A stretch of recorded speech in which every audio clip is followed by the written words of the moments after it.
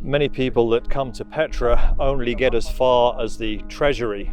They spend some time around there, they usually spend some money around there and take 1,000 photos and head back.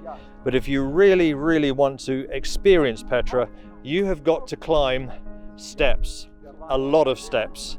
And you'll come to somewhere like this where you look out over the expanse, you can see the tombs.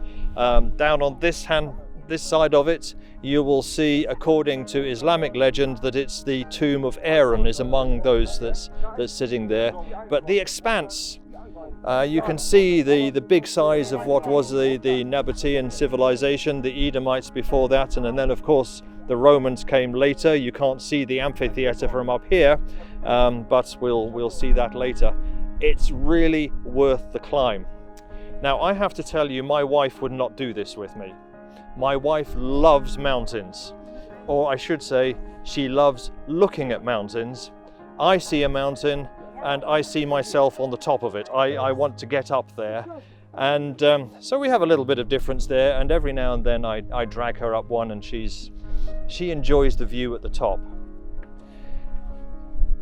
David, the psalmist, also loved mountains, and he wrote a psalm. It's called a Song of Ascents. And he says, I'll lift my eyes up to the hills, from whence cometh my help. And people interpret that two different ways. One way is, I lift up my eyes because God is there, is my help and my strength. The other way is, I lift my eyes to the hills. Whence will my help come from? Well, it's not going to come from there, because Baal has put his Asherah poles and his altars, and the various pagan gods have put their things there, so I'll get no help from there at all. My help is only going to come from God. I'm not sure which of those views is right, and the one I prefer, because I get this sense of serenity when I'm up in the mountains, is that I lift up my eyes to the hills and my help comes from the Lord. I look down, there's Aaron's tomb. It's a part of biblical history. He was the brother of Moses. They passed by this land. Neither of them made it to the promised land, but they lived with promise. And in this psalm, I see a promise. I just want to share it with you. I lift up my eyes towards the mountains. From where will my help come? My help is from the Lord, the maker of heaven and earth.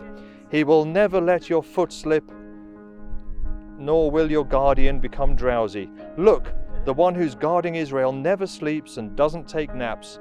The Lord is your guardian. The Lord is your shade at your right side. The sun will not ravage you by day, nor the moon by night. The Lord will guard you from all evil, preserving your life.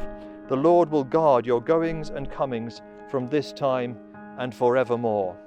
We slipped a few times coming up the footpath. We may slip a few more going down the other side as we explore more of Petra.